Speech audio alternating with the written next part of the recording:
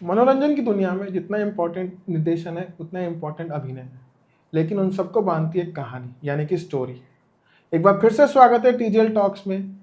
और आज हमारे साथ स्टूडियो में मौजूद है एक खास मेहमान। वो एक राइटर, डायरेक्टर और एक्टर है। आप सब उन्हें बखूबी जानते हैं और बहुत अच्छा काम कर रहे हैं। वो मिस्टर साहिल आहूजा। तो साहिल, कैसे हैं आप? मैं बहुत अच्छा हूँ। आप कैसे हैं? मैं बहुत बढ़िया हूँ। हाँ, स्टूडियो में आपका स्वागत है। स्टूडियो में आके थैंक आपको यू। कैसा लगा? स्टूडियो आके आई थिंक बहुत अच्छी एक स्पेस आप लोगों ने क्रिएट की हुई है।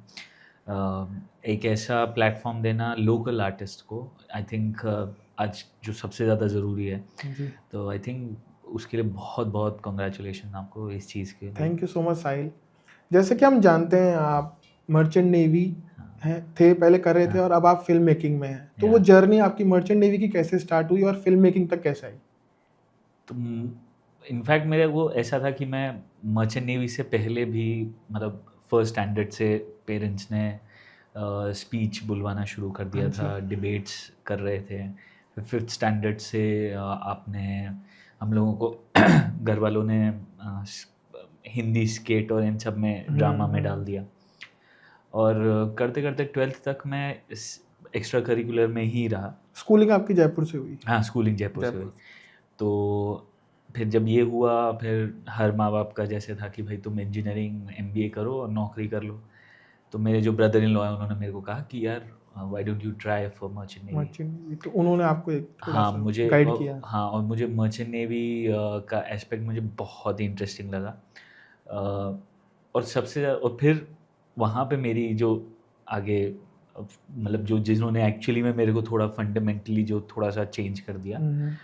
वो थे एक फ़िलीपींस के एक 4th इंजीनियर थे। ओके। तो अब फ़िलीपींस का भी माहौल समहाउ इंडिया जैसा ही है। This was during your merchant navy? Merchant navy के टाइम पे मैं अच्छा। कैडेट था, मतलब सिर्फ़ ऐसा था कि मैंने 1 साल की पढ़ाई हुँ, करके हुँ। मैं शिप पे मैं पहुँच गया था। अच्छा। और फ़िलीपींस के जो वो 4th इंजीनियर थे, हाँ वो जी।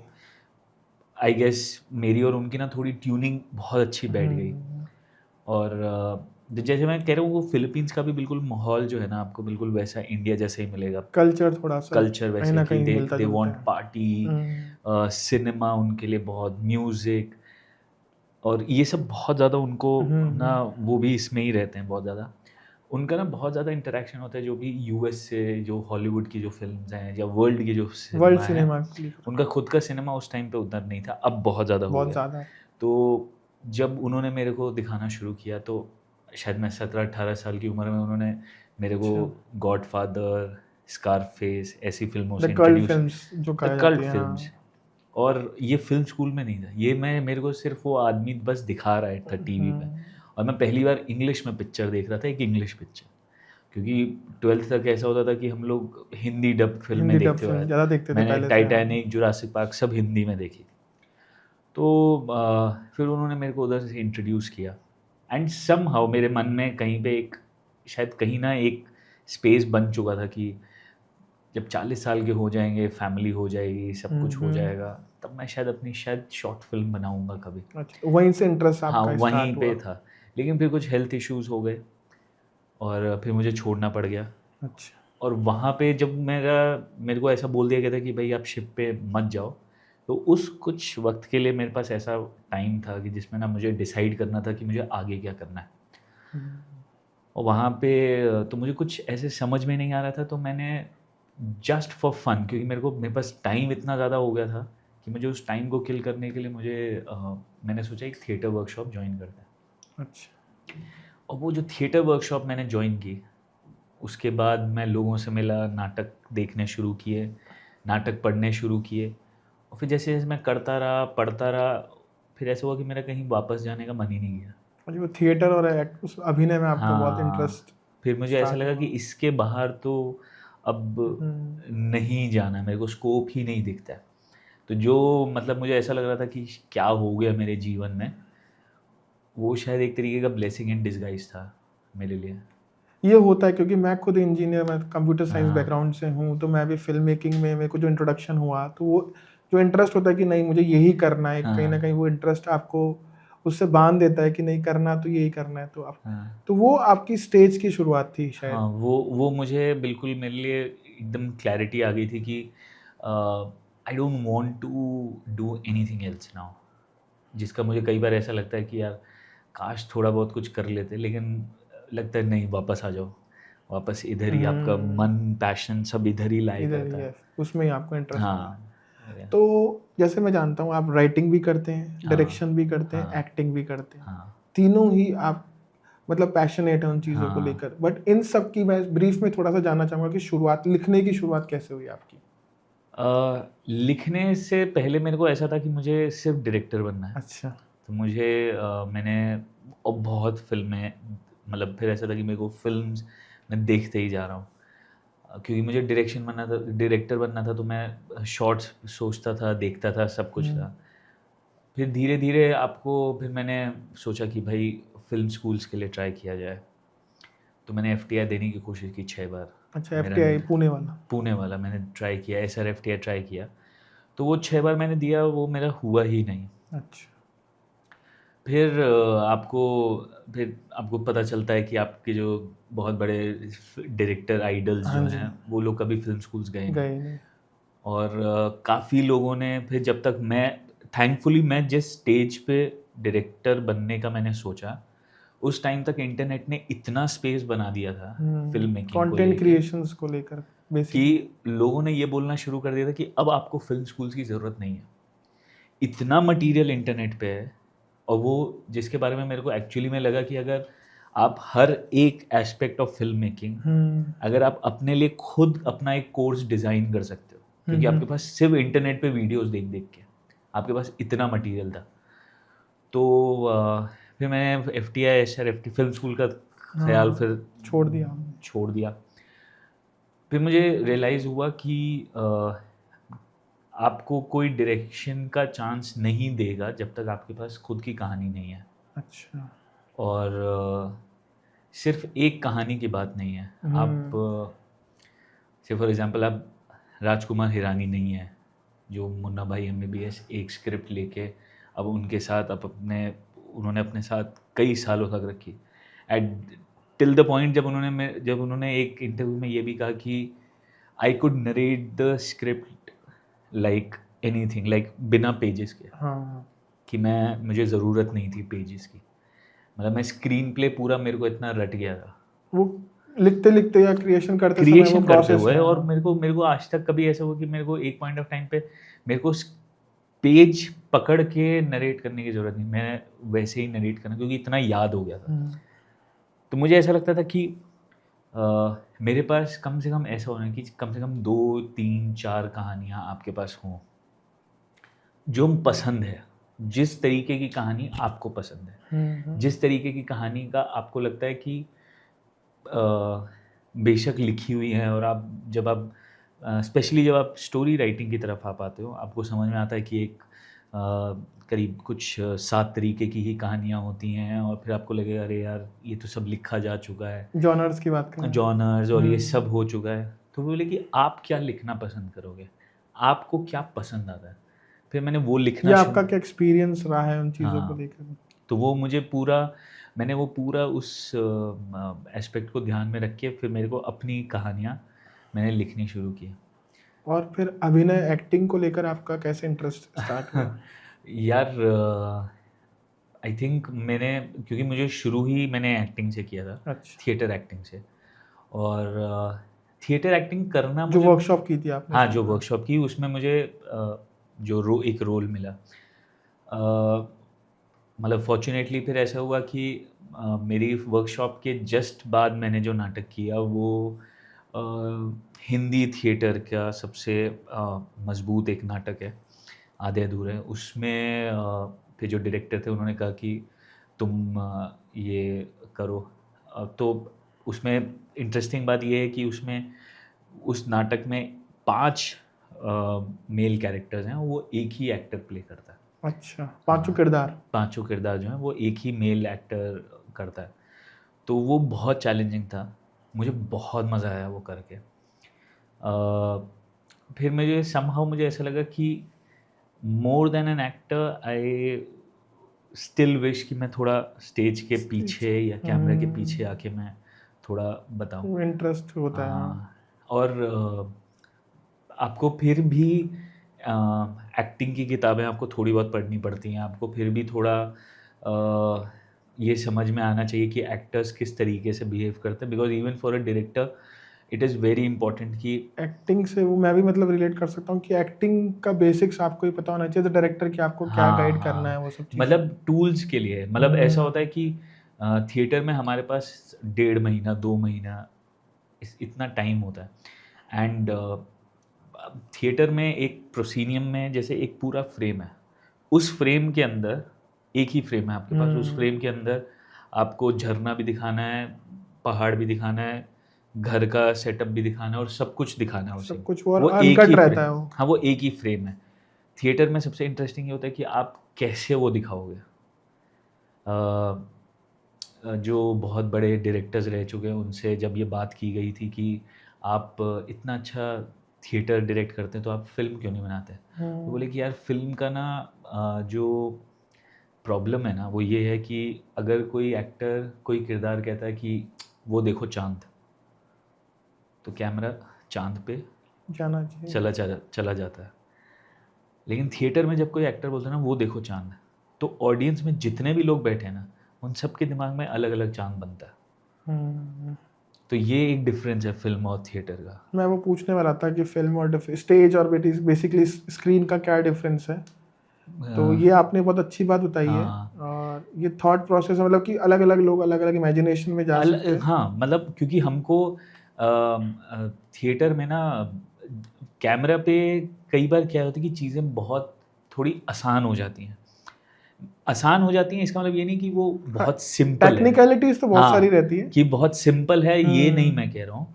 बट कैमरा एक एक टूल की तरीके से एक्ट करता है, फिर आपके पास एक एडिटिंग का मशीनरी है and hmm, then you can hide a lot of things, but theatre के अंदर वो नहीं है। थिएटर के अंदर हम अगर मैं ये थाल लेके शुरू करूँ कि मैं अपने पीछे लगा दूँ, तो आपके दिमाग में आपको ये अपने आप बन जाएगा कि अच्छा मैं देव बन गया हूँ तो ये पीछे मेरा हेलो बन गया है। हम्म, तो वो उतना आधे से ज़्यादा काम ऑडियंस को भी करना पड़ता है। तो वो थिएटर और स्क्रीन का बस इतना सा एक फ़र्क है। फर्क। बट स्क्रीन पे भी जिस तरीके से कहानियाँ दिखाई जाती हैं, जो जिन डायरेक्टर्स को हम लोग आइडल मानते हैं उनकी जो पहली फ़िल्में हैं वो कितनी कन्विक्शन से बनाई हुई फ़िल्में हैं वो। हाँ, फिल्म्स की बात कर रहे हैं तो मैं ये जानना चाहूँगा कि ऐसी कौन सी आपकी पहली फिल्म आपको याद आती है जिससे लगता है कि नहीं यार, ये फिल्म मुझे बनानी चाहिए थी या मुझे इसको देख के इंस्पिरेशन मिला। फ़िल्म बनाने का इंस्पिरेशन तो मुझे लगता है कि सिर्फ़ फ़िल्म्स देख रहा था मैं इतनी, हाँ जी। कि मुझे बस ऐसा लगा कि मुझे एक फ़िल्म बनानी है। हम्म, उसका क्या करूँगा, कैसे बनेगी, कितना पैसा लगेगा, ये मुझे बिल्कुल नहीं पता था।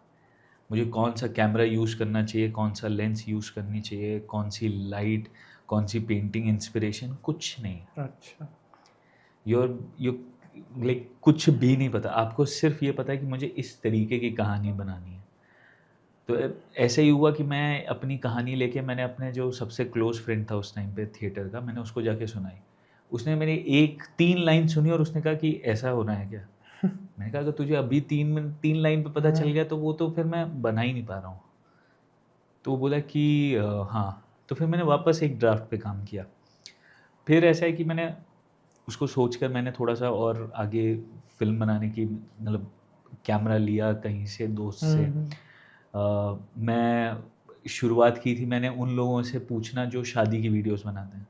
बेसिकली यही स्टार्ट होता है कि आप पैशनेट कितने हो और कैसे रिसोर्सेज अरेंज करते हो। कैसे रिसोर्सेज़, हाँ, और वो मेरे को बोल रहे थे कि मैं 6,000 फॉर उस टाइम पे ऐसा था हम्म, 13-14 में कि मैं 6,000 लूँगा पूरी फ़िल्म शूट करने का और 10 मिनट की फ़िल्म बननी थी। 6,000 अब आपको समझ में आता है कि हाँ, ठीक है, आपको इतना तो देना पड़ सकता है। लेकिन हम्म, उस टाइम पे 6,000 उस तो टाइम मैं नहीं कैसे समझते दूँगा, हाँ। मैं ये कैसे दूँगा, और कैमरा वो था जो शादी की वीडियोज़ पे एक्चुअली में वो हाँ, वो लॉन्ग जो फॉर्मेट वाले लॉन्ग, हाँ, हाँ। तो वो वैसे कैमरा पे मैं तैयार हो गया था कि मुझे शूट उस करना है। टाइम के वो डिजिटल कैमरास थे वहाँ के। तो मुझसे मैंने कहा नहीं पैसे तो नहीं है, मैं आपको नेक्स्ट टाइम आपसे मैं बात कर, फिर किसी दोस्त से पूछा कि अच्छा हम्म, इस निकॉन के कैमरे पे था कि मैंने इससे फ़िल्म बन सकती है क्या? हाँ, बन जाएगी, देखते हैं वीडियो शूट करके देखते हैं। ना आईफोन का उस टाइम पे इतना पता था कि भाई आईफोन से भी बना सकते हो, उसका कैमरा इतना अच्छा। But when the entire film ended, वो पूरी एडिट होके पहली बार मुझे समझ में आया कि अच्छा ये टाइम लाइन पे ऐसे कटती है पिक्चर। हाँ। और ऐसे जब कट रही है और मेरे को जो म्यूज़िक मुझे ही समझ में आता है और मैंने वो फ़िल्म पे म्यूज़िक लगाया, क्या वो बन रहा है, क्या वो दिमाग में आ रहा है, क्या वो ऐसे ही है।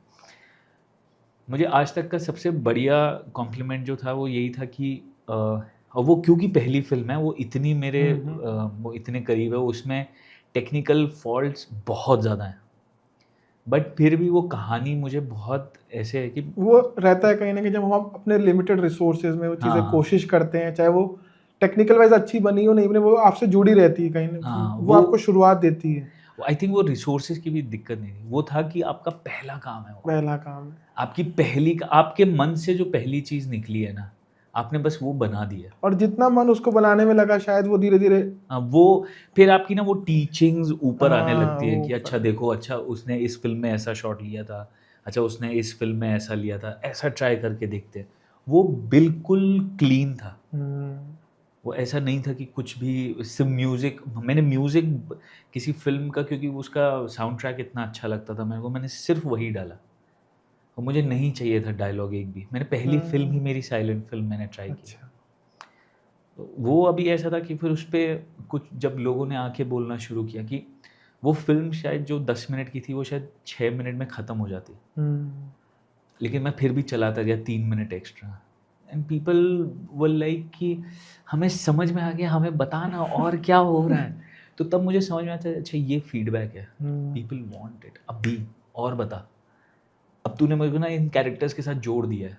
हाँ कहीं ना कहीं कहानी में इन्वॉल्व हुए हाँ, हो अब तूने उससे। मुझे जोड़ दिया।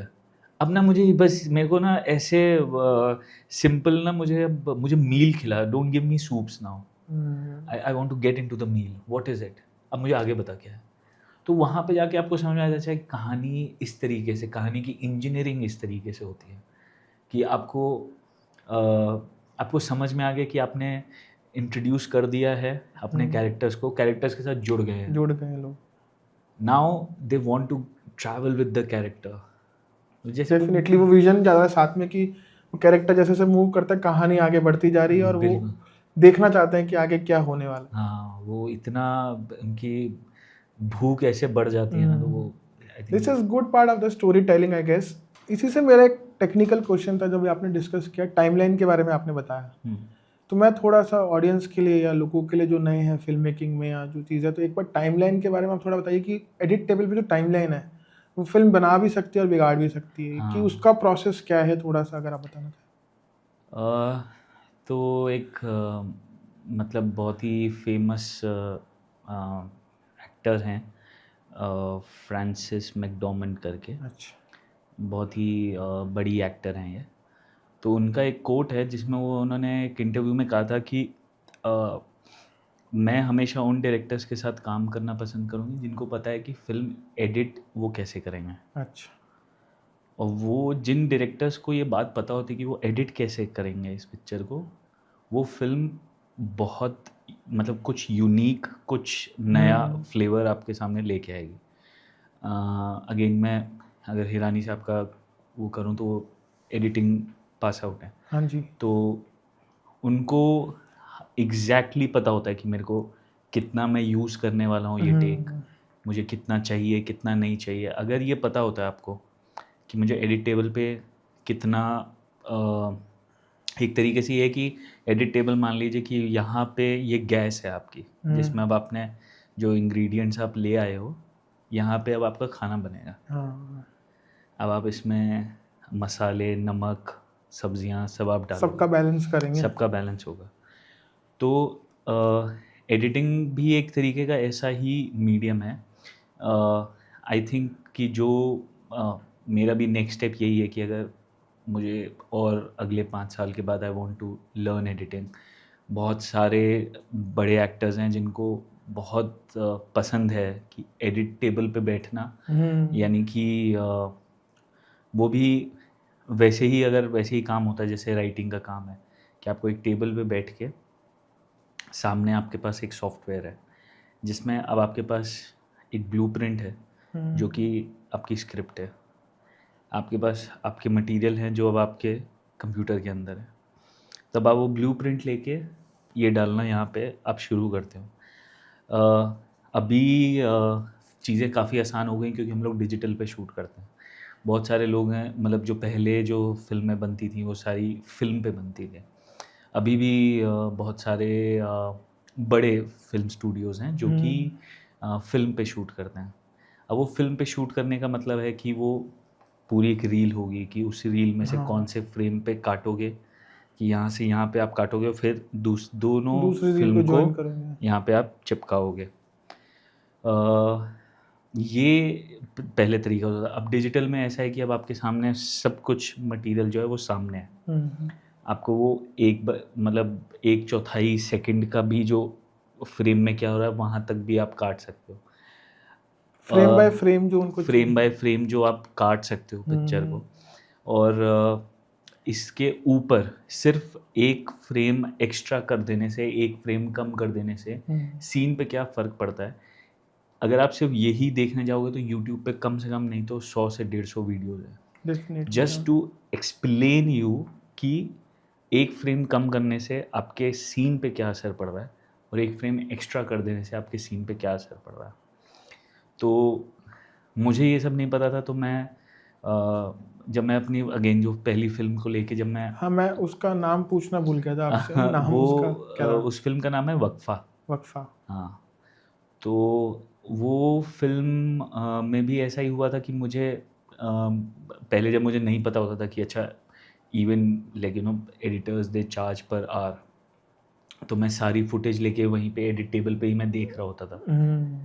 तो I ended up spending a lot, लेकिन जो कि मेरे को एडिटर ने मेरे को बाद में सिखाया कि आप एक बार फुटेज देख के आओ सारी, फिर आपको जो अच्छा लग रहा है शॉट आप मुझे वो बताओ, फिर मैं आपको बताऊंगा कि मुझे क्या सब पसंद आ रहा है क्या नहीं आ रहा है। शॉर्ट लिस्टिंग आप पहले कर शॉर्ट लीजिए लिस्टिंग आप आपके हिसाब पहले से, कर क्योंकि लो। आपने डायरेक्ट की है, लिखी है, सो हाँ, बेसिकली। तो वो ऐसा होता था, वो मेरी बाकी सारी फिल्मों में बाद में होने लग गया, लेकिन पहली फिल्म में ऐसा नहीं था। मैं सारी फुटेज ही तब मैं देख रहा होता था। इसलिए बेसिकली मैं थोड़ा आपको इंटरप्ट कर रहा हूँ कि इसलिए टीसीआर रीडिंग भी इसीलिए होती है शायद। वो होती ही इसीलिए ना, तो हमको कुछ भी नहीं पता होता था उस टाइम। मैं आपको कहा ना कि मुझे जब आप पहली बार कुछ आप बना, जैसे मेरा पहला प्ले भी था, मैं थोड़ा सा, मैं अपने बारे में सिर्फ इतना बताऊं, मैं थोड़ा सा ना इस मामले में थोड़ा क्या कहते हैं बदनाम भी हूँ, मतलब जयपुर में, मतलब मेरे थिएटर कम्युनिटी में, कि मुझे जितना पैसा मिलता है मेरे को आई एंड अप स्पेंडिंग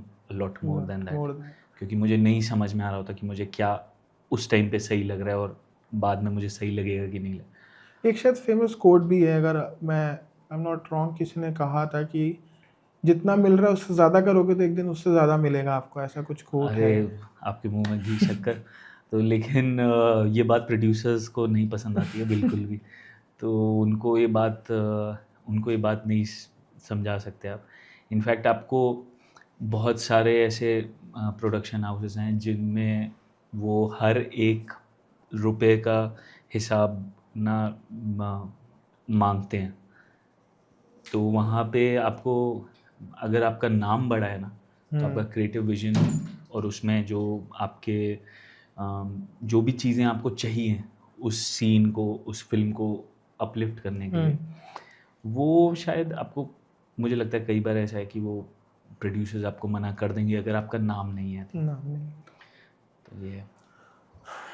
मैं ये चीज़ जानना चाहूँगा कि आपने शुरुआत की जयपुर से बेसिकली, तो मुंबई आप अभी रह रहे हैं, करंटली मुंबई में काम कर रहे हैं, तो वो जर्नी जो आपकी जयपुर टू मुंबई की है उसकी अगर आप थोड़ा सा बताना चाहें कि वो कैसे शुरुआत हुई और अभी कैसा चल रहा है आपका। सो मुंबई में मैं आई थिंक 2017 में गया।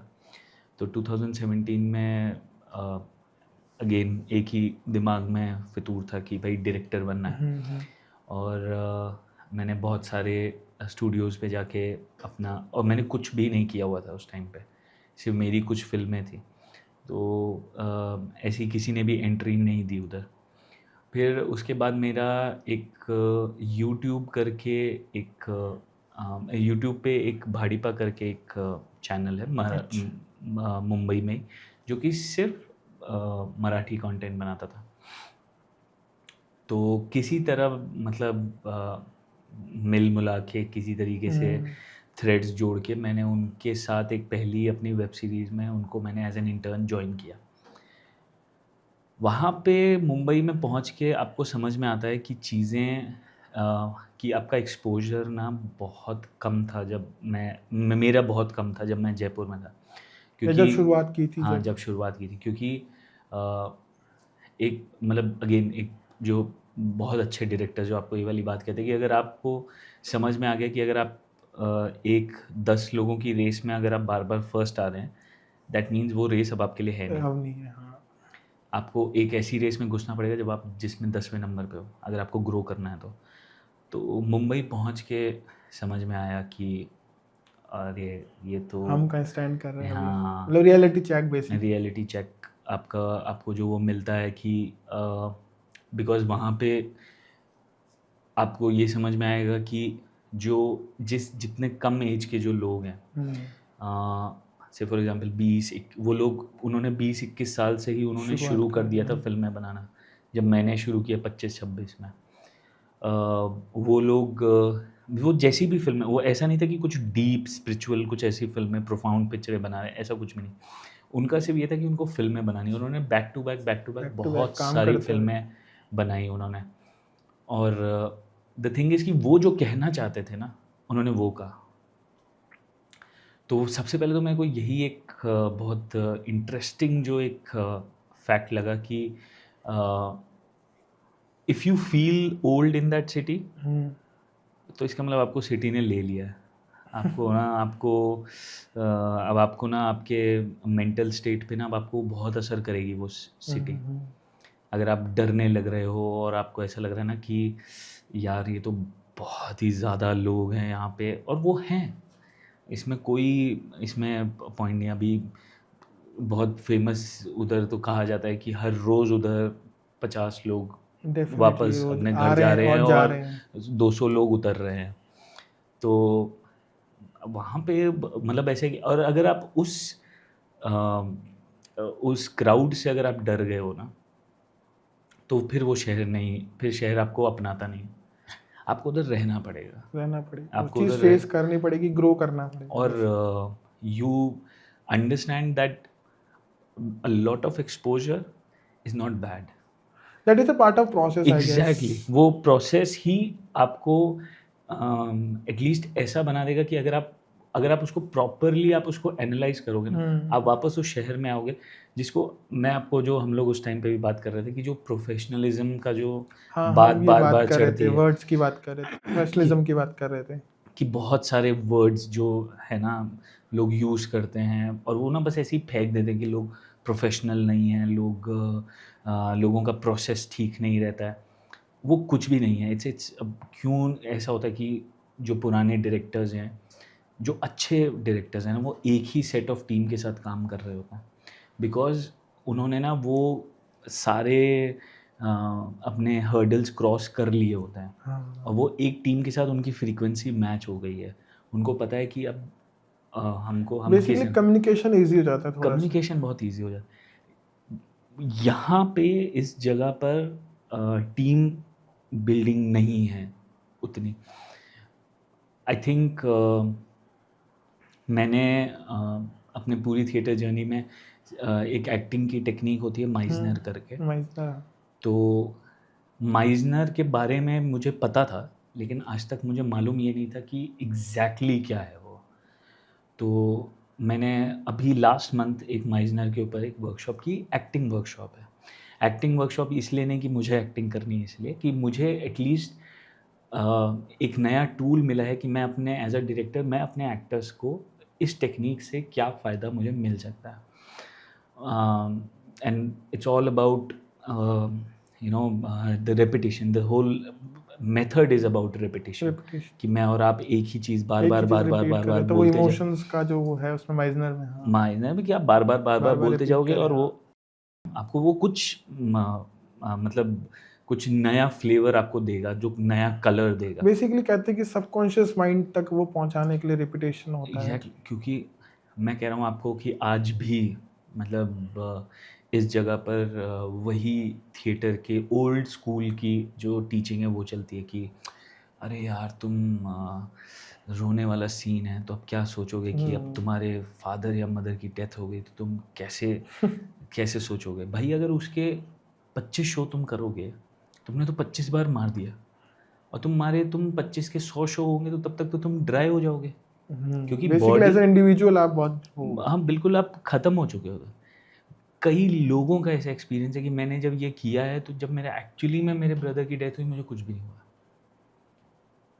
वो again the whole things are changing at a rapid stage. इतनी इतनी स्पीड से हर चीज़ बदल रही है, चाहे वो थिएटर की टेक्निक्स हैं या फिल्म की कैमरा लेंसेज, क्या क्या नई टेक्नोलॉजी, टेक्नोलॉजी इसको लेकर कहानी बताने के तरीके बदल रहे हैं। और वो लोग यहाँ पे अब अगर आप बस उसी खूंटे से बंधे रहोगे ना तो आपको ना आप कभी वो एक्सप्लोर, आपको ना वो कभी फीलिंग आएगी नहीं कि हम लोग कुछ, जो ऐसा होता है ना कि यार क्या फिल्म बनाई है, क्या नए तरीके की, वो नयापन नहीं मिल पाएगा अगर आप वो उसी खूंटे से बंध के आप रहोगे। तो मतलब ये मुझे it is a process of learning, keep on learning, upgrading yourself, upgrading your हाँ एवरीथिंग, मतलब थॉट प्रोसेस से लेकर चाहे आप प्रोसेस को मान लीजिए, सबको मान लीजिए। इसी से मेरा एक इंटरेस्टिंग सवाल यहाँ पर आता है क्राफ्ट को लेकर। अपनी बात हो रही थी क्राफ्ट को लेकर बैक स्टेज भी कि हाँ craft, what is craft, craft पे लोगों को कैसे काम करना चाहिए। लोग पहले प्रोफेशनलिज्म या ये जो वर्ड्स हैं इनकी तरफ भागते हैं या पेमेंट्स की तरफ सोचते हैं, बट क्राफ्ट कहीं ना कहीं छूट जाता है। मैं कहूँ कि क्राफ्ट का मतलब ही इधर ऐसा, प्रोफेशनलिज्म का इधर मतलब ही ये है कि तुमने पैसा नहीं दिया मेरे को। जो हम लोग बात कर रहे हैं कि से फॉर एग्जांपल मैं किसी एक्टर को बोलूँ कि यार हम लोग, मैंने जिन टीचर्स से सीखा है थिएटर, उनका पूरा आइडिया ये है कि और मैं डायरेक्टर हूँ इसलिए हायरार्की पे मैं ऊपर नहीं। आप एक एक्टर हो, आपके एक सेट ऑफ टूल्स हैं, आपके पास एक सेट ऑफ टूल्स हैं, मेरे पास एक कहानी है और मेरे पास एक विजन है। तो मेरा विजन और आपके टूल्स हम दोनों मिला के एक प्रोडक्ट बनाते हैं। डेफिनेटली। तो ये यहाँ पे ये सीन नहीं है। यहाँ पे अगर डायरेक्टर है तो वो ऑलरेडी बहुत ही हायरार्की में ऊपर चला जाता है। उसको, जो कि ऐसा होता है कि थिएटर में भी इधर बहुत ज़्यादा ऐसा होता है कि लोग या तो एक्टर बनने के लिए आते हैं, और नहीं तो फिर ऐसा है कि the second role they want is a director. They don't want to learn about lights, they don't want to learn about कि बैक स्टेज कैसे हैंडल होता है, प्रोडक्शन कैसे हैंडल होता है, बेसिकली प्रोडक्शन मैनेजमेंट का बाहर के जो दोनों स्कूल्स हैं, राडा, लिस्पा, ये दोनों का एक साल के कोर्स होते हैं। हमको हमारी एक बात पे ये हमको समझना पड़ेगा कि आप अगर अपने आप को एक बिजनेस मॉडल नहीं मानते हो, जो हम लोग, मतलब मुझे तो बहुत बाद में जाके बात समझ में आई, लेकिन कई लोग हैं जो बार बार आपको मार्केट, मेरे कई दोस्त हैं जो मुझे बोलते हैं कि तेरे को मार्केट की समझ नहीं है, तेरे को नहीं पता कि पैसे कैसे चर्न आउट होते हैं। तो मुझे बता मतलब कि मार्केट क्या होता है, what do you think is market. तो यहाँ पे वो कई बार ऐसे होते हैं कि अगर आप खुद को एक बिज़नेस मॉडल मानते हो, एक एक्टर अपने आप को बिज़नेस मॉडल अगर माने, तो उस बिज़नेस मॉडल में अगर एक दुकान है, वो आपकी दुकान में सामान नहीं है, आपको सिंगिंग नहीं आती, आप फिज़िकल मूवमेंट्स बहुत ज़्यादा नहीं कर सकते, आप बस क्या कर सकते हो, आप सिर्फ डायलॉग्स ढंग से याद करके मेरे 4 ब्लॉकिंग के स्टेप पे आप कर लोगे, ये तो फिर मुझे एक्टर की ज़रूरत थोड़ी है। दुकान को मतलब भरना पड़ेगा तभी आप बेच पाओगे। एग्जैक्टली। और वो शायद हर एक चीज, एज अ डायरेक्टर भी मुझे मेरी दुकान में सामान भरना पड़ेगा। फिल्म मेकिंग के जो सारे एस्पेक्ट्स है, सारे वो कैटेगरीज सब में ही लागू होते हैं, सब में होता है। और जो कुछ लोग जो ये बात मानने को तैयार नहीं होते ना कि यार हम तो ऐसे ही हैं, अब किसी को लेना हो तो वो ले लेंगे, लेकिन वो शाम को जाके ये भी बोलते कि यार पैसा नहीं है यार। अगर उनसे बोले कि आप कोलैबोरेट करना चाहते हैं तो वो दोनों ही मानते। वो कोलैबोरेट करने का मतलब ये होता है कि भाई अच्छा इसके पास पैसे नहीं है, नहीं यार मैं कोलैबोरेट वगैरह नहीं करता हूँ मैं। But that's also improving your craft, मुझे क्या लगता है कहीं ना कहीं चीज़ें अगर आप बिल्डअप करते हैं साथ में तो। हम लोग तो मैं जैसे हम लोग भी वही वाली बात कर रहे थे कि एक पूरा जो फ़िल्म की जो बात कर रहे थे हम, उस फ़िल्म के अंदर भी जो शेफ़ है वो जो है वो बार-बार ये बोलता है कि एक एक होटल में किसी एक आदमी से मिलने जाता है, उसको हायर करने जाता है, जो शेफ़ है।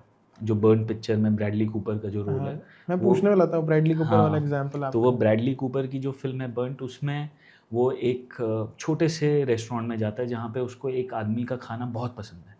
वो उसके पास जाता है और उसका वो खाना खा रहा है बाहर, और वो उससे पूछता, वो आदमी जो खड़ा हुआ है उसके सामने, वो बोलता है कि I am a huge fan, मुझे तो आपके मतलब मुझे आपके साथ काम करना है, और ये बोले कि तुम्हारा खाना बहुत अच्छा है, तुम्हारे अंदर एरोगेंस नहीं है।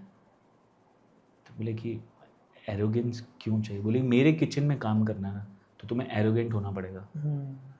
बोले कि नहीं नहीं, ऐसे कैसे, मैं आपके साथ ऐसे कैसे कर सकता हूँ? बोले कि मैं तुझे अगर कुछ भी नहीं दूंगा तो तू मेरे लिए काम करेगा? कहता है कि हाँ कर लूँगा मैं, मुझे सीखने को मिलेगा, मैं कर लूँगा बिल्कुल।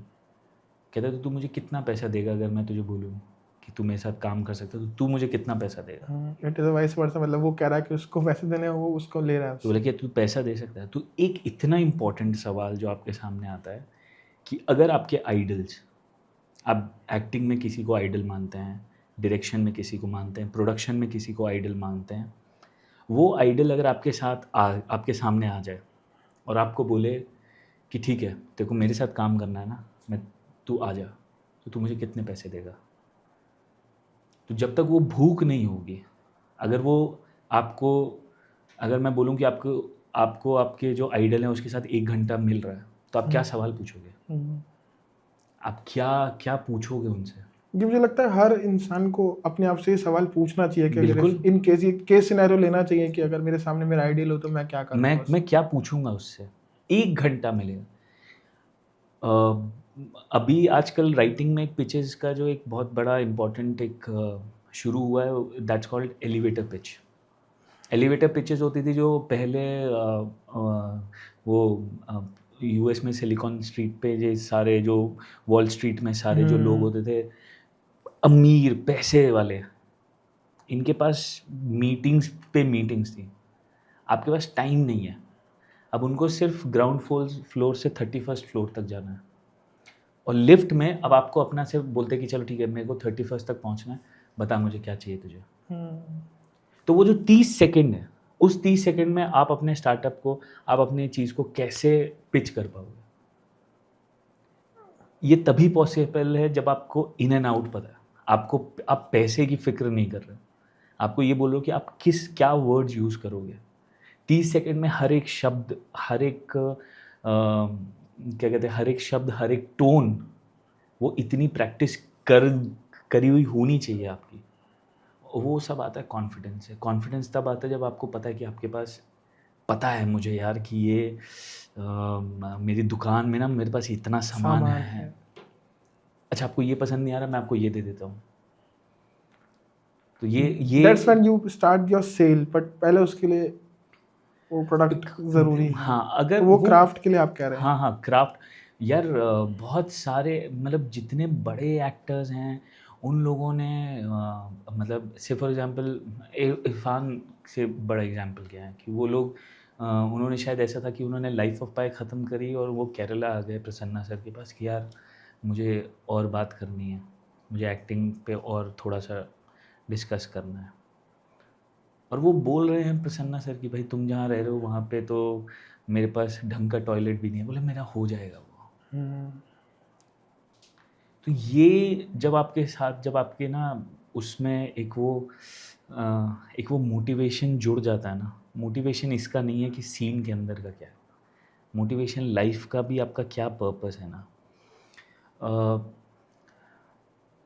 I personally believe in this a lot of times कि एक कोट में जैसे था कि आपके पास क्या है कि आपके पास 24 गोल्ड कॉइन है अच्छा, दिन के, जैसे 24 घंटे 24 हैं, गोल्ड टाइम तो 24 घंटे के 24 बराबर। घंटे यानी 24 गोल्ड कॉइन है।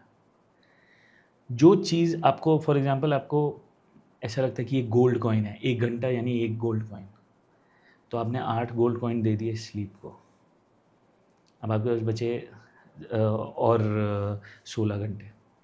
अब 16 घंटे अगर आपको ये समझ में आया कि एक एक गोल्ड कॉइन में किस चीज़ में दे रहा हूँ, आपको समझ में आएगा मैं 5 घंटे में सिर्फ दोस्तों के साथ बैठ ही गया हूँ मैं। ऐसा मैं ये नहीं कह रहा हूँ कि ये मत करो, लेकिन आप क्या काम कर रहे हो। मतलब जो मेरी भी कई बार ऐसी बात होती है कि क्राफ्ट ओन करने के लिए you have to sit with people with ideas. आपको अगर आपको समझ में आ रहा है कि आपको अगर वो ऑब्जर्वेशन नहीं है, वो अवेयरनेस नहीं है, सिर्फ एक्टिंग की बात नहीं, सिर्फ डायरेक्शन की भी, राइटिंग की भी, हर चीज़ की। और जब आपको समझ में आएगा कि आप सारे राइटर्स के फॉर्मूले आप अपना के देखते हो, फिर आपको समझ में आता है अच्छा ये फॉर्मूला है जो मेरे को सही लग रहा है। But you need to explore all that things. सारे फॉर्मूले जब तक एक्सप्लोर नहीं करेंगे जब तक पता कैसे चलेगा। बिल्कुल। और ये ऐसा थोड़ी है कि अब फॉर एग्जांपल वरुण ग्रोवर अब इतने फेमस राइटर, अब ऐसा थोड़ी कि वो लिखते नहीं और वो पढ़ते नहीं हैं, या वो लिखते नहीं है सिर्फ खुद के लिए, सब करते हैं। वो उनको करना ही पड़ेगा। बड़े बड़े लोग जो हैं, जिन्होंने जो म्यूजिशियंस हैं, वो हर रोज़ रियाज़ कर रहे हैं। अभी यहाँ पे बात ये होती है कि अभी मुझे जो पॉइंट भी है कि अभी मैं जो भी जितनी भी बातें कह रहा हूँ ना, ये सब आपको से सोशल मीडिया पे बहुत आसानी से मिल जाएगी, because they give you 30 second का कैप्सूल। एक कैप्सूल खा लो, ये नॉलेज है इसमें, ये आप खा लो। तो अब क्या होगा कि अब नाउ यू सी कि जितने भी आर्टिस्ट हैं ना, they are speaking somehow the same kind of words. उनकी वोकेबलरी में जो शब्द आ गए हैं ना, वो भी सारे इंस्टाग्राम के से लोडेड है, क्योंकि वो डेटा वही कंज्यूम हो रहा है basically। वो डेटा की तरीके से उसको ले रहे हैं। द थिंग इज़ कि जैसे युवल नोआ हरारी ने बहुत सुंदर बात की थी कि अभी जिस स्टेज पे हम लोग हैं अभी, और ये बहुत वैलिड भी है, कि हम लोग जिस स्टेज पे हैं उस वक्त इंफॉर्मेशन का फ्लक्स है। आपके सामने इंफॉर्मेशन ना हर जगह हर मोमेंट पे बहुत सारी है। जब इतनी अबंडेंस है ना इंफॉर्मेशन की, then the truth sinks at the bottom. आपको सच ढूंढने का मज़ा चला गया है, तो आपके पास अब जो लिटरली जो सामने है ना वो आप कर दो। That's why people nowadays read to tell कि मैंने ये पढ़ा। Nowadays people watch films to tell कि मैंने ये देखा। तो काफ़ी कुछ नया जानने को मिला। अब मैं यही चीज़ जानना चाहूँगा जो आपने कही बात, एक इम्पॉर्टेंट चीज़ ये है, जैसे आपका जो शिफ्ट हुआ, जर्नी हमने पूछी जयपुर टू मुंबई की, और उसके उससे बारे मैं में बहुत ही परे चला गया नहीं हूँ। नहीं, तो वो अच्छी चीज़ है ना, हम लोग चले गए उस चीज़ को लेकर। एक बहुत इम्पॉर्टेंट चीज़ मैं पूछना चाहता हूँ कि कल्चर शॉक, जो कल्चर डिफरेंसेस हैं, कल्चर शॉक हैं, थॉट प्रोसेस में डिफरेंस है, पीपल डिफरेंट है, आप नई जगह जा रहे हैं, लोगों का क्या सोचना है, यहाँ पर क्राफ्ट को लेकर क्या चीज़ है, मैं वही कंटिन्यू करना चाहूँगा साथ में। या इस फील्ड को लेकर जो एक शौक है लोगों के दिमाग में कि यार ये क्या डिफरेंट चीज़ है, जल्दी से एक्सेप्ट नहीं की जाती। हाँ बिल्कुल। इस साइड तो नहीं की जाती बेसिकली, मुझे लगता है। नहीं वो मतलब ऑनेस्टली ऐसा है कि मेरे मम्मी पापा को आज भी बहुत डिफ़िकल्टी होती है ये एक्सप्लेन करने में फैमिली गैदरिंग्स में सेम हेयर, मतलब कि मेरे साथ भी लड़का सेम क्या है। कर रहा है। तो वो फैमिली गैदरिंग्स में वो नहीं एक्सप्लेन कर पाते। तो उनका बहुत ही जेनरिक सा होता है कि अच्छा हाँ थिएटर कर रहा है अभी, तो अच्छा फिल्म लिख रहा है अभी, तो बस इतना ही पता होता है उनको। तो इट्स वेरी सैड कि हम लोगों को एज एन जो यहाँ पर नहीं मिलता है, जो बाहर के देशों को के में थोड़ा सा इंटरेस्टिंगली है कि they give art some preference, but यहाँ पे आर्ट का मतलब यही होता है कि अच्छा तुमसे कुछ भी नहीं तुम कर पाए जो तुम इधर आए हो करने के लिए। तो आई थिंक वो कल्चर शॉक जो है वो जैसे मुंबई में अगर आप किसी ऑटो में बैठते हो तो वो बहुत जल्दी समझ जाते हैं कि अच्छा आप मतलब ऐसे कि फिल्म लाइन से हो क्या, उनको समझ में आ जाता है। तो कई लोग बोलते हैं कि हम लोग भी इधर आए थे, जूनियर आर्टिस्ट था मैं, अच्छा हाँ मैं कोरियोग्राफर था भोजपुरी पिक्चर का। तो वो बहुत सारे लोग आपको ऐसे मिलते हैं, क्योंकि that's the only space where you don't have to explain yourself कि what exactly you are doing. वहाँ पे when you talk to them, वहाँ पे सबका यही एक होता है कि अच्छा क्या चल रहा है आजकल। एंड उधर बहुत लोग जो हैं बहुत ओपनली ये कह रहे हैं नहीं यार अभी स्ट्रगल चल रहा है अभी। Yes I did 2 films but अभी स्ट्रगल चल रहा है वापस। बट वो कई जगह टैबू बता दे, वर्ड को ही टैबू बना दिया लोगों ने। अरे अभी तो देखो, अभी तो इस वक्त ऐसे मैंने वही जो कहा ना कि इन्फॉर्मेशन ऐसी है ना कि फिल्म लाइन का मतलब सिर्फ अभी ऐसा बोला जाता है कि अच्छा तो तुम ड्रग्स व्रग्स में तो नहीं पड़े हो ना अभी, तो तुमको ये तो वो सिर्फ ऐसा है कि उनकी नॉलेज जितनी जिसकी नॉलेज है ना they don't go into the truth, क्योंकि ट्रूथ फाइंड करना ना बहुत मुश्किल होता है। लोग कई ऐसे हैं जो कि मुंबई छोड़ के अब अपने गांव में अपने शहर वापस चले गए, कोई प्रॉब्लम नहीं है।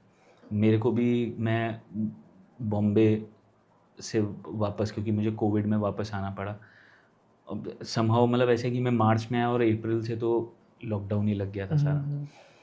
तो मैंने हर बार जब भी कोई भी नया बंदा जयपुर से या कहीं और से किसी और शहर, मेरा जानकार है वो आया है, मेरी इससे बस एक ऐसा कि मेरी पहली मुलाकात एक डायरेक्टर से हुई, मुंबई में पहुंचा हूँ, पहली मुलाकात हुई है, और ये डायरेक्टर बहुत सारे एड्स और ये सब बना चुका है। उसने मुझसे कहा कि मैं सिर्फ 12 से 1 मिल पाऊँगा तुमसे।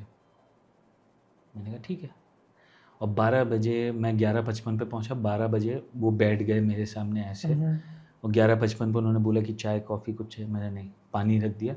12 बजे वो बैठे मेरे पास और उन्होंने मेरे को कहा कि देखो ना तो तुम मेरे रिश्तेदार हो और ना मैं तुमको कोई पैसा ओ करता हूँ, तो मैं तुमसे गुलाबी बातें करने तो नहीं बैठा हूँ, तुमको ये मेहनत करनी पड़ेगी, ये सब करना पड़ेगा। उसने आधे घंटे में मेरे को जो भी मैं जयपुर में था उससे उतार के नीचे ले आया वो मेरे को।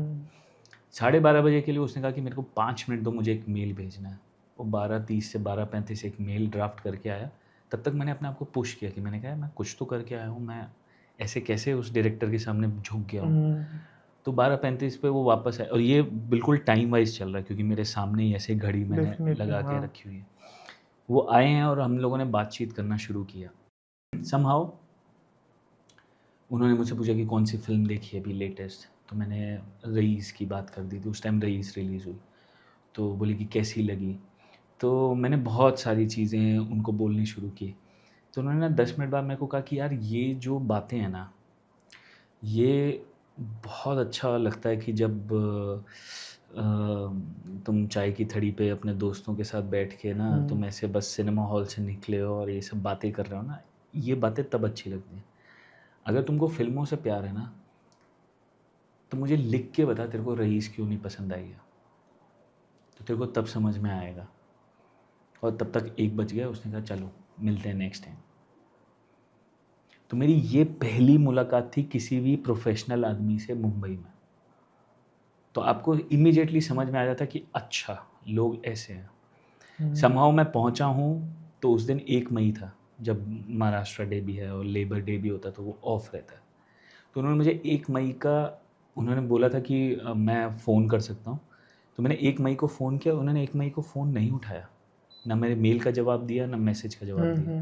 उन्होंने मुझे 2 मई को सुबह 8 बजे मैसेज किया, क्योंकि छुट्टी थी। आप वो नई फ़ोन उठाएंगे, वो नई बात करेंगे। जयपुर में नहीं था ऐसा। तो आप जब उधर पहुँचे हो आपको समझ में आया है कि आप मुंबई में जिस जगह पे आप रह रहे हो वहाँ आपकी एक चाय की थड़ी पे आप बैठ के देख रहे हो 2-3 एक्टर्स आए हुए हैं, और उन 2-3 एक्टर्स में आपने देखा हो कि अरे यार ये तो उस सीरीज़ में थे यार, काफ़ी अच्छा रोल था उनका, मुझे काफ़ी अच्छा काम लगा था, लेकिन वो उधर आए हुए हैं। And you look at him and you will say कि अरे यार कैसी सोसाइटी में रह रहे हैं, कैसा क्या कर रहे हैं। आपको धीरे धीरे आपके सारे इल्यूजन ब्रेक होने लगते हैं। और वो मेरे लिए काफ़ी अच्छा मेरे लिए एक्सपीरियंस था वो, कि हाँ ठीक है टूट जाए। आपका एक बहुत फेमस प्ले है 1/0 आई गेस, हाँ, यस। वो आपने ही लिखा है? मैंने उसको हिंदी में ट्रांसलेट पूरा किया, अडैप्ट अच्छा। नहीं किया, हिंदी में ट्रांसलेट किया। बट उस प्ले की कहानी, उसका थॉट प्रोसेस क्या था? सो वो सबसे पहला प्ले था जो मैंने डायरेक्ट किया जयपुर में, और वो जयपुर का पहला साइंस फिक्शन प्ले था। अच्छा। तो वो कहानी ऐसी थी कि मुझे साइंस और क्योंकि अब टाइम और मिस्ट्रीज़ और मैजिक और स्पेस यूनिवर्स आपको मुझे शुरू से बहुत अट्रैक्ट करता था। तो उससे क्या-क्या आयरनीज़, कुछ पैराडॉक्सेस, कुछ क्या निकलते हैं। तो वो ऐसी कहानियाँ मैं ढूँढ रहा था, और ऐसी एक कहानी मुझे मिली नेट पे, रॉबर्ट ए हेनेलिन की, ऑल यू ज़ॉम्बीज़। अब ये कहानी का मैंने पीडीएफ निकाल के अपने फ़ोन पे रखा हुआ था, और मैंने फिर कुछ उसको ना काफ़ी टाइम तक मैंने पढ़ी नहीं। फिर मेरा एक दोस्त था थिएटर से, वो Madhya Pradesh school of drama से पढ़ के आया। समहाउ उसको एक चांस मिला कि यार हमको एक प्ले बनाना पड़ेगा। मैंने कहा ठीक है, और समहाउ मैंने वो कहानी उस दिन मैंने बाथरूम में बैठे-बैठे मैंने पढ़नी शुरू की। हम्म। वो 7 पन्ने की कहानी, वो इतनी इतनी ज़्यादा मुझे उसने इतना अट्रैक्ट कर लिया था कि मैं 20-25 मिनट तक वॉशरूम में बैठा हुआ सिर्फ मैं वो कहानी बार-बार पढ़ रहा हूँ कि हो क्या रहा है 1 मिनट। मैंने यही कहानी मेरे दोस्त को दी। उस दोस्त का मेरे को पास फ़ोन आया अगली सुबह कि मुझसे मिल। हम लोग बैठे, उसके हाथ में एक कहानी का प्रिंट आउट था, मेरे पास मेरा था। उसने कहा मुझे एक-एक लाइन एक्सप्लेन करना शुरू कर। अच्छा।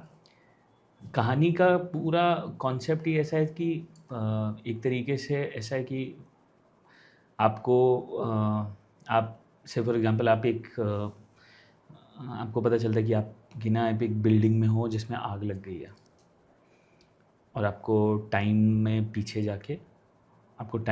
जाने का मौका मिलता है, और आपको वो आग बुझानी है। लेकिन आप जब टाइम में पीछे जाते हो और आपको पता चलता है कि वो आग आपकी वजह से ही लग रही है, अच्छा। तो फिर आप क्या करोगे? एक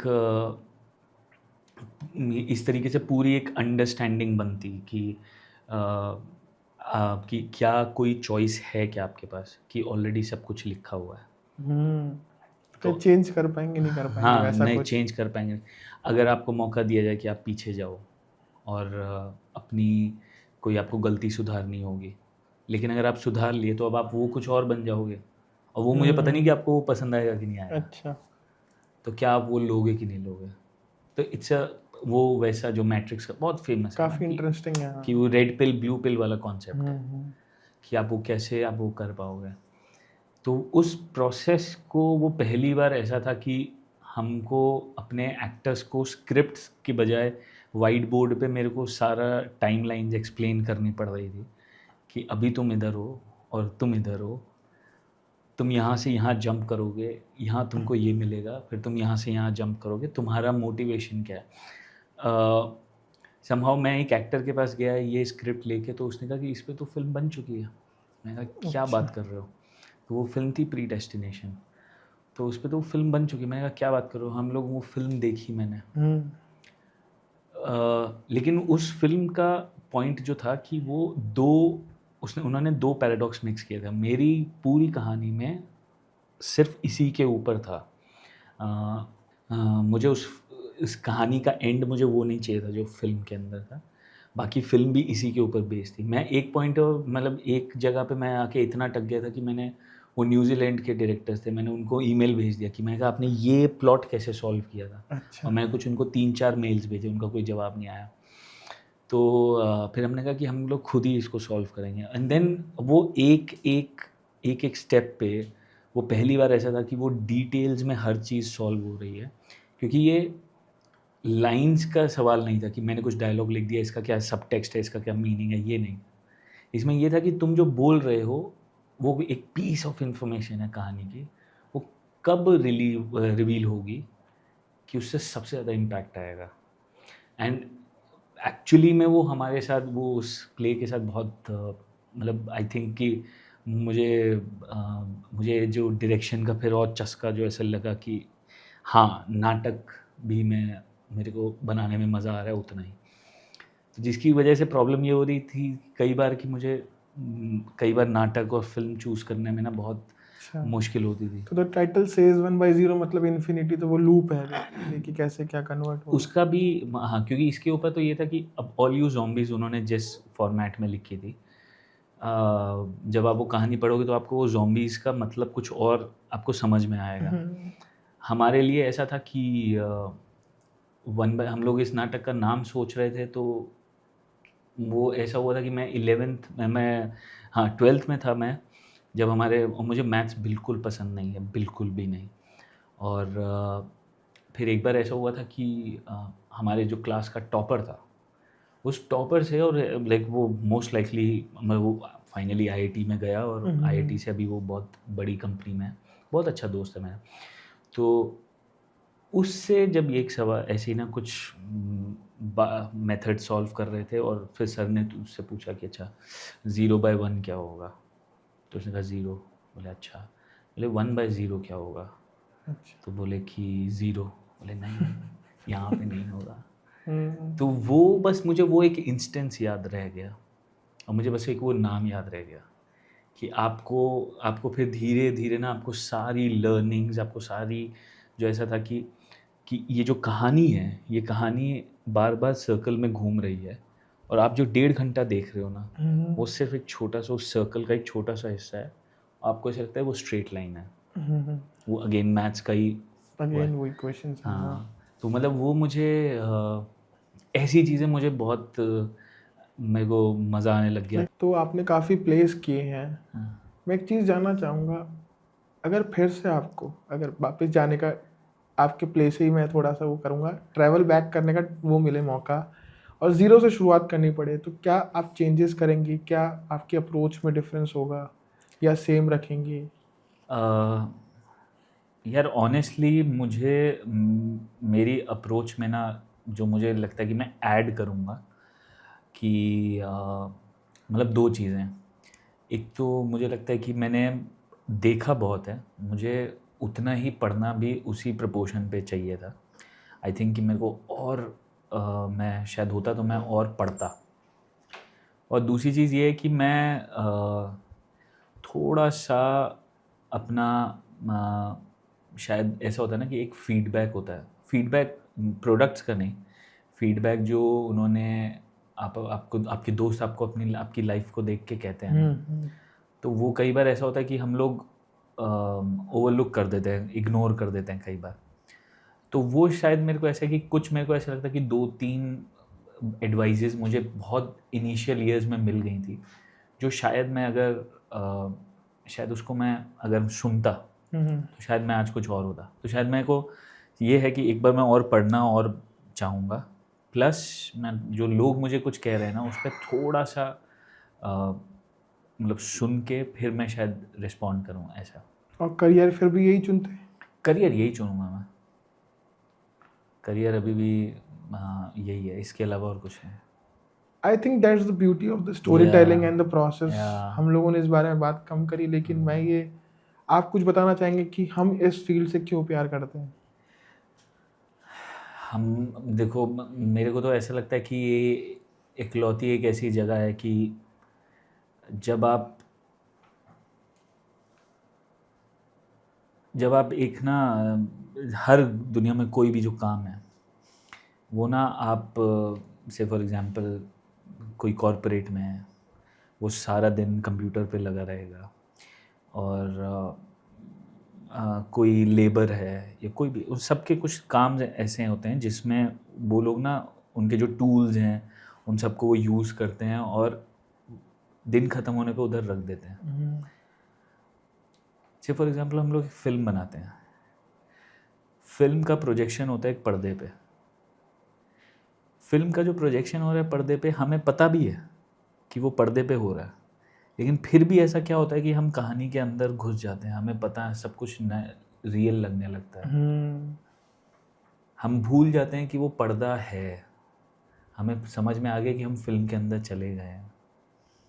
नाटक के साथ भी यही होता है। आपको जो कम्युनिटी जो होती है कि आपको समझ में आएगा कि जब मैं 100 लोगों को एक साथ एक अंधेरे कमरे में बंद कर दूं जिसमें पहले लाइट जल रही थी और एक पर्टिकुलर टाइम पे वो लाइट्स धीरे धीरे धीरे बंद होंगी कि जादू शुरू होने वाला है। अब वो ऐसा जादू होगा कि आप उस कहानी के अंदर आप ट्रैवल करने लग जाओगे। जो वो अंदर महसूस कर रहे हैं for like that interval of time 1.5 घंटे के लिए आप उन कैरेक्टर्स के साथ हो। और फिर वो 1.5 घंटे बाद जब लाइट्स शुरू हो मतलब वापस से ऑन होती हैं और आप वापस से अपनी रियल लाइफ में आते हो। तो ये जब हम लोग कर रहे होते हैं ना, it's like I don't know कि मतलब इसको कहना चाहिए ऐसे नहीं, but it's a little of God's work. You are controlling other humans कि आप इस तरीके से महसूस करके देखोगे क्या। That's the purity of this work. That's the purity of this. It's like this art form is crazy. इसलिए कहीं ना कहीं तपस्या भी कहा जाता है कि बहुत धीरे धीरे जाके समय के साथ आप चीज़ें समझते हो, हाँ बिल्कुल। तब आप वो उन सबको इन्वॉल्व कर पाते हो, इवॉल्व कर पाते हो बेसिकली सब चीज़ों को लेकर। तो मैं ये सब दर्शकों के लिए एक सवाल मैं पूछना चाहूँगा, आप ऐसी कौन सी बुक है जो रिकमेंड करना चाहोगे और एक ऐसी फिल्म जो आप रिकमेंड करना लोग देखें? यार ये सवाल देखो, मेरे को रेकमेंड तो देखो मैं किसी को कुछ भी ऐसा करता नहीं, क्योंकि मुझे ऐसा लगता है कि पढ़ने वाले जो लोग होते हैं ना वो लोग कुछ ऑलरेडी एक स्टेज पे होते हैं कि उनको वो सब पढ़ लेते हैं। और जो जेनरिक वे में मैं पूछना चाहूँगा कि अब बस कुछ बताना चाहे तो वैसे मुझे पर्सनली ऐसा लगता है कि ऐसे किताबें जिसका से फॉर एग्जांपल जिसका ना रिलेशन बहुत ज़्यादा नहीं हो कि आपके काम से, क्योंकि से फॉर एग्जांपल मुझे बहुत मन करता है, मैंने बहुत ज़्यादा अभी फ़िलॉसफी पढ़नी शुरू की है। फ़िलॉसफी का आप ऐसे कुछ नहीं कि आप ऐसे कुछ निकाल के फिल्म पे बना सकते हो। वो फ़िलॉसफी पढ़ने से मेरी लाइफ के अंदर का कुछ डायनामिक्स चेंज हो रहा है। मुझे एक तरीके की एक सोच मिल रही है, वो सोच से मैं अपने काम में आगे मैं डालना चाहूँगा। से फॉर एग्जांपल मुझे मेरी एक किताब जो शायद मेरी ज़िंदगी में अब मेरे साथ हमेशा ही चलेगी, एक किताब है the 40 rules of love. The 40 rules of love. The 40 rules of love. ये किताब साउंड ऐसे करती है कि ये बहुत मतलब लव के बारे में ऐसा है, वो लव के बारे में ही है but it's a different kind of love.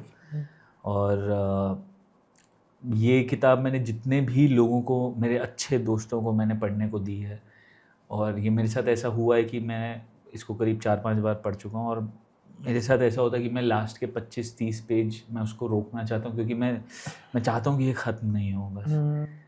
तो ये एक किताब है। और दूसरी जो एक किताब जो मुझे अभी आजकल जो मुझे एक बहुत बड़े मतलब एक राइटर है ओशन वोंग, जो अभी बहुत ज़्यादा सुर्खियों में आ रहे हैं। एक है जो उनकी एक किताब है on Earth we are briefly gorgeous. तो on Earth we are briefly gorgeous ये एक वियतनामीज़ इमिग्रेंट हैं जो अमेरिका में आ गए हैं, और वो पूरी किताब एक लेटर है अपनी वियतनामीज़ माँ को जो पढ़ नहीं सकती। तो वो पूरी किताब ही एक तरीके के लेटर है। अच्छा। और इस दौरान उसको समझ में आता है कि वो एक होमोसेक्सुअल है। उसको समझ में आता है कि अच्छा वो ड्रग्स भी करने लग गया है, और वो जिस तरीके से अपनी लाइफ को एक्सप्लेन कर रहा है, कि वो जिस तरीके से बताता है कि कोई भी ना लोग तुम्हें बदल नहीं सकते। लोग तुमको सिर्फ टूल्स देते हैं और तुम उन टूल्स का इस्तेमाल करके ख़ुद को पॉलिश करते हो। जैसे उनकी एक बहुत सुंदर एक लाइन होती है कि जैसे क्यों हम लोग लड़कों को एक तरीके से ही उनसे बात करते हैं, और वो हमेशा वायलेंस की लैंग्वेज में होता है कि यार भाई तूने फोड़ दिया, अरे तूने तो यार तोड़ के रख दिया उसको, भाई क्या तबाही मचाई है तुमने। तो ये कैसे होता है कि जब हम लोग लड़कों से बात कर रहे हैं तो उनसे सिर्फ एक वायलेंस के नज़रिए से, और वो हमारे दिमाग में ऐसे बैठने लग जाता है। तो ऐसी कुछ बातें जो है वो कहते हैं कि मैं से फॉर एग्जांपल मैं उस तरीके का लोनली हूँ जैसे जैसे ये एक आँख, कि उसके जैसी एक और आँख इधर है लेकिन उसको पता नहीं है कि मैं इतनी इतनी पास है वो, लेकिन मैं उतना ही अकेला हूँ। तो वो जिस इस तरीके की बातें जब वो कर रहे हैं जो वो किताब में है, मेरे को काफ़ी टाइम बाद उस किताब ने मेरे को ऐसा किया कि भाई ये है मेरे लिए। और एक किताब जो मुझे लगता है कि मेरे लिए बहुत वर्क की वो थी, एक हेन कांग की, साउथ कोरियन राइटर है ये, हेन कांग की वेजिटेरियन। बस एक सिंपल कॉन्फ्लिक्ट है कि साउथ कोरिया का एक कपल है और उसमें जो वाइफ है she decides to become vegetarian, क्योंकि साउथ कोरिया में मान लीजिए वेजिटेरियन होना बिल्कुल वैसे ही है जैसे यहाँ इंडिया में वेज फैमिली के अंदर कोई नॉन वेज खाना शुरू कर दे, बिल्कुल वैसे ही मामला है। तो वो पूरी किताब जो है वो 3 पॉइंट ऑफ व्यूज़ में डिवाइडेड है, एक उसके हस्बैंड की, एक उसके ब्रदर इन लॉ की और एक उसकी सिस्टर की। उसका खुद का पॉइंट ऑफ व्यू नहीं है उस किताब में, लेकिन वो किताब में आपको ना वो जिस तरीके से वो एक्सप्लेन करती हैं ना कि क्यों वो क्या थी और क्या बन गई है, वो जितना वो आपको वो अगेन वो कहीं ना कहीं जाके वो फिलॉसफी पे जाके अटकती है। और कोई भी आपको हैंड डाउन, आपको कोई भी एक किताब अगर आपको फिलॉसफी पे मिलती है, आप उसके, मैं आपको कह रहा हूँ कि आप उसके सिर्फ 5 पन्ने भी शुरू, अच्छी फिलॉसफी की किताब आप उसके 5 पन्ने भी पढ़ने शुरू करोगे ना, 5 पन्नों के अंदर भी आपके अंदर एक शिफ्ट शुरू हो जाएगा और वो शिफ्ट आपको महसूस होता है। तो ये किताबों के साथ मेरे को लगता है ये 3 किताबें हैं।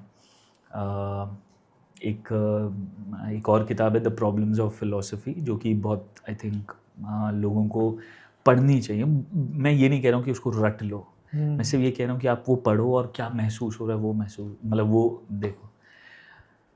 फिल्म का तो यार देख इतना डिफिकल्ट कोई क्वेश्चन भी है आपकी फेवरेट फिल्म बता दीजिए, ऐसा कुछ नहीं। यार। देख मैं क्योंकि मेरे लिए वो डायरेक्टर मेरा मतलब बिल्कुल ऐसे कि उसने मुझे बिल्कुल ऐसे मेरा आइडियल ही है वो, तो नोलन की जितनी भी सारी डेफिनेटली हाँ फिल्म्स हैं, मतलब हाँ मुझे ऐसा लगता है कि मेरे स्टोरी क्रिस्टोफर टेलिंग, नोलन। हाँ क्रिस्टोफर नोलन की, मेरे को लगता है कि आई थिंक बहुत लोग उसको ओवररेटेड और ये सब बोलेंगे, बट जो उस आदमी ने स्टोरी टेलिंग को नॉन लीनियर स्टोरी टेलिंग को जिस तरीके से उसने एक्सप्लेन करके दिखा दिया है ना लोगों को, उसने वो मेरे लिए बहुत वर्क किया। लेकिन फिर आप अगेन आप जाओगे, आप वर्ल्ड सिनेमा में जाओगे तो एक किम की डूक जो डायरेक्टर है, जिनकी पहली फिल्म मैंने देखी थी 3 आयरन, उसमें आपके जो दोनों मेन लीड हैं, जो आपके हीरो हीरोइन है, उनका एक डायलॉग नहीं है पूरी पिक्चर में। अच्छा, बाकी सपोर्टिंग के डायलॉग्स हैं लेकिन उनका एक भी डायलॉग नहीं है। आप वो फिल्म देखते हो और आपको हर एक चीज़ समझ में आ रही होती है। फिर एक उनकी किम की डूक की अगेन एक फिल्म है टाइम करके, फिर एक और फिल्म है ड्रीम करके। ड्रीम में एक ऐसे लड़के को प्यार हो जाता, मतलब एक ऐसे कपल की कहानी है, एक ऐसी लव स्टोरी है जिसमें लड़का जो ड्रीम देखता है, लड़की वो ड्रीम जी जाती है। अच्छा। और वो साथ में सो नहीं सकते। तो ऐसी एक लव स्टोरी है ये। फिर आपको समझ में आएगा कि फिर तो जो बाबा लोग हैं, स्कॉर्सेज़ी, कपोला, उनकी जितनी भी फिल्में हैं, डेफिनेटली जिन्होंने स्टीवन स्पीलबर्ग, जिन्होंने ऐसे कहा कि भाई जो ट्रू एंटरटेनमेंट है ये सिर्फ हंसने का नहीं है, आप हंसो, ये एंटरटेनमेंट नहीं है। आपको यहाँ और यहाँ से जब आपको दोनों सिंक हो जाए ना, experience of emotions I guess, बस आपका जब ये और ये सिंक कर जाता है ना, आपका ये लॉजिक वर्क कर गया है और दिल आपका इमोशन उस कैरेक्टर के साथ जुड़ गया है, आपको वो आपके लिए एंटरटेनमेंट है। तो आई थिंक फिल्म का तो मैं यार एक फिल्म बताना ना, मतलब नहीं, हाँ, वो मैं बिल्कुल difficult। बिल्कुल ही हर ऐसा, फिल्म में कुछ ना कुछ कुछ ना कुछ लेते हैं आप। कुछ ना कुछ वो 2 घंटे जो आप बैठे हुए हो, आप फिर आप मिडिल ईस्ट में जब आप आओगे, मिडिल ईस्ट में जब आप ऐसे डायरेक्टर्स के आप जब आप फिल्में देखना आप शुरू करोगे, रियल लाइफ को इतना एंटरटेनिंग कैसे जब कोई दिखाता है, तो यार आपको लगता है कि आप क्या कर रहे हो। तो आई थिंक फिल्म का तो एक फिल्म का जवाब देना तो थोड़ा मुश्किल हो रहा है। चलो ये जवाब तो मिल गया। एक मेरा लास्ट क्वेश्चन आपसे ये है कि जो लोग देख रहे हैं, काफ़ी लोग एक्सपायरिंग एक्टर्स, डायरेक्टर्स, राइटर्स हैं, फिल्म मेकर्स हैं, कंटेंट क्रिएटर्स हैं, उनके लिए आप क्या मैसेज देना चाहोगे आपकी तरफ से? मेरे पास ना कुछ ऐसी एडवाइस है नहीं कि तुम लोगों को क्या करना चाहिए क्या नहीं करना चाहिए। मेरे पास सिर्फ एक चीज़ कहनी है कि तुमको कि प्लीज़ अपने पोटेंशियल को थोड़ा उसके ऊपर ध्यान दो। You have a limitless potential inside you. उसको आपको हवा देनी पड़ेगी, उसको छोटे बच्चे की तरह उसको खिलाना पड़ेगा, फीड इट, और I think you gonna be superb. मेरे पास कुछ भी नहीं है, तुम लोग, तुम्हारी जर्नी है। I think I don't no, मतलब इसको मैं कैसे इस चीज़ को ऐसे एक्सप्लेन करूं, but please please really I think what ever you're doing, even if it is struggling, please keep on struggling, please be happy in that.